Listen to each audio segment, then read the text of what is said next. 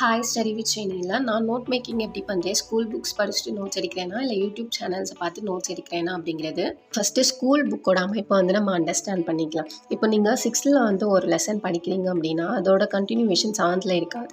அதோட updation 8th தான் இருக்கும்.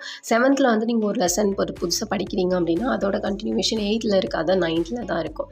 ஸோ இப்படி தான் 1 ஸ்டாண்டர்ட் விட்டு 1 ஸ்டாண்டர்ட் இதோட அப்டேஷனை நம்ம அப்டேட் பண்ணுற மாதிரி தான் இருக்கும். ஸோ எடுத்த உடனே நம்ம பெரிய கிளாஸாக படிக்காமல் இந்த மாதிரி கண்டினியூவாக போகும்போது தான் அதோட கண்டினியூவேஷனும் நம்மளுக்கு கிடைக்கும்.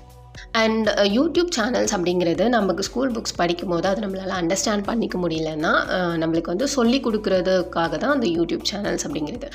அப்போது நீங்கள் ஃபஸ்ட்டு யூடியூப் சேனல்ஸ் பார்க்குறீங்களா, ஸ்கூல் புக்ஸை ஃபவுண்டேஷனை பேஸ் பண்ணிட்டீங்களா, அதுக்கப்புறம் தான் உங்களுக்கு நோட்ஸ் எடுக்க முடியும். அதுக்கான ஐடியா அப்போ தான் வரும். அண்ட் இன்னொரு விஷயம் என்னென்னா, புக்ஸில் இருக்கிறத லைன் பை லைன் நோட்ஸ் எடுக்காதீங்க. உங்களுக்கு தெரியாத விஷயங்களை நோட்ஸ் எடுக்கணும்.